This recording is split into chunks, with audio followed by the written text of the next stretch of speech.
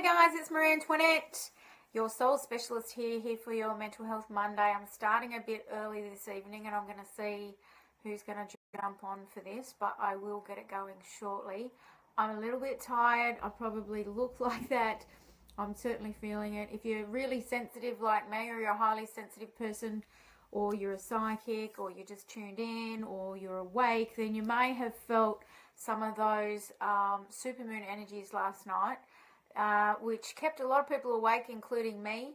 I was up at all hours of the night, actually writing and channeling, but I made good use of the experience. But a lot of people I did speak to were judging themselves as a bit weird or crazy. I don't know what happened. I don't know what went wrong with me. And I just want to say there's a lot of collective energies going on with our planet at the moment as well that are bringing in lots and lots and lots of light for us to awaken, and there are veils that are being lifted. If you want to know more about that, you can check out my my new book coming out in a couple of months. But it's such a broad subject to talk about all of this. But I just want to say, for all the people who couldn't get to sleep last night, it's okay. You're not crazy. There were just some hectic energies going on. Thanks, Michael. That's okay. You can watch it whenever you want. Thanks for tuning in, Asaria, and I think Chantel's here as well.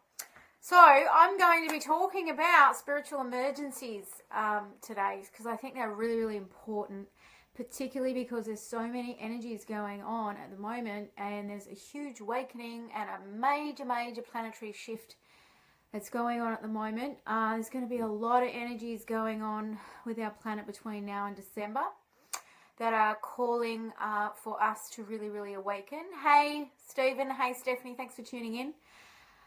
So I'm just talking about a huge influx of light energies that are coming into our planet at this time, and spiritual emergency. If you have not heard of spiritual emergency, I'm going to talk about the stormy search for the self. Spiritual emergency was a term coined by Stanislav Grof and his wife Christina Grof. And they've written this book called The Stormy Search for the Self, Understanding and Living with Spiritual Emergency. You can see how weathered mine is. It's got like lots of tags in it and all that kind of stuff, because I use this like a Bible for many years. About 8 years ago, I really needed to check this out to see what the hell was happening with me, because I went through an experience where I thought I was nuts.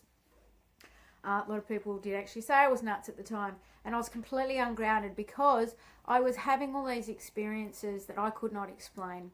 I'll give you an example. There were shifts in my perception all of a sudden. So sometimes I'd be walking along and I would just feel like I'm walking through a sea of zombies, and like I was the only awake, conscious one that was there. And it was because I had suddenly started to have an awakening within myself that I couldn't explain in words. There were sometimes certain feelings that I would have. Some other examples of a spiritual emergency is that your psychic senses might just flourish all of a sudden. You might not have been able to sense or tune into other people's emotions before, but then all of a sudden you can. You may even hear an internal voice when you are kind of just thinking to yourself, and you just hear yourself actually answer yourself back. And, some of the things that we tell ourselves are, hang on, that's a bit crazy, that's a bit weird. Who is this talking? Why am I talking to myself in my head? Sometimes it's a voice that might come in that has a higher wisdom that is not your own voice, like it's some kind of guidance being received. Now, what we are led to believe in our society is that all of this stuff is batshit crazy, and something's going on for us, and we don't know what the hell to do about this. Sometimes we don't share these experiences, or we don't tell anyone. We push them down, and we might even push away people around us that care about us because we feel strange and we don't want them to be around us. But I've seen many different manifestations, both in myself and others, of not being able to deal with a spiritual emergency. Sometimes there's like deep, inexplicable pain. It's like a soul pain that you just feel like nothing can actually gratify that pain. Nothing can gratify that emptiness. And they're all triggers for us to raise our awareness and to raise our consciousness and to really pay attention to what's going on within. You know, we're so trained in our social world to be going outwards, you know, getting what we need from outwards instead of going inwards. And let's face it, we're at a process as a collective that we all need to start going inwards if we haven't already been doing that, and really going inwards and trying to find answers within ourselves, because the world at large isn't giving us a lot of accurate or truthful answers, I could say. But I'm not going to go down that path in this video. Hi, Chris. Thanks for tuning in, Danny and Belinda and Charlie too. So I wanted to talk about also some of the tips that you can do if you're having experiences that you can't explain. Well, one of them, first of all, is to actually get this book. I'm telling you, it's like a handbook. It's called The Stormy Search for the Self. I'm going to plug it one more time, by Stanislav Grof and Christina Grof. And it's really important to honor your experiences. So if you're finding yourself saying to yourself, I'm going crazy, this is bullshit, I can't deal with this. If you're suddenly really sensitive to noises, you know, hectic environments, to people, sometimes people can have experiences, and I know certainly this was the case for me, where I had a circle of friends that I absolutely adored and loved one day, and the next day I just thought, who are these people and why am I hanging around them? Which sounds crazy, and it felt crazy. But as I was shifting, I wasn't resonating with some of the people around me. I just didn't feel it was okay to be around them. And I actually spent quite a lot of my time years ago alone because I just felt I couldn't resonate with anyone. But what I did at that time was to actually just call in and trust and call in a higher power, and I had a very strong faith just to provide me with the people that I could be surrounded with that were going to be able to understand me, and that was provided for.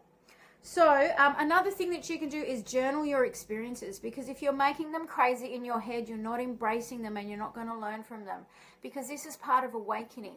This is part of removing the veils of illusion that are around us and actually accessing truth inside. The world is so far removed from what it really is. We live in such illusion, and when these veils of illusion are being lifted off, it's sometimes not very pleasant. And so having this spiritual awakening isn't very spiritual sometimes, or it doesn't feel spiritual. It can feel very painful. So, and the other tip I wanted to say was, thanks Chantel, I love you. I'm going to come and see you soon. I promise I will. I know I've been saying that for ages. Hey Melissa. Okay, so the other thing that's really important is to research stuff, because you might find that some of the weird stuff that's popping in your head and some of the experiences that you're having are actually things.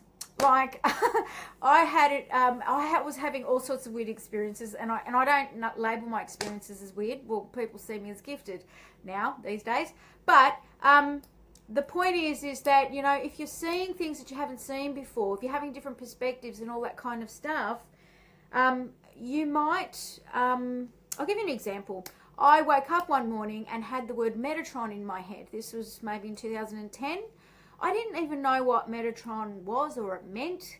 I could have just written it off as something being like really strange. And I knew it wasn't my thought because I'd never come across that word.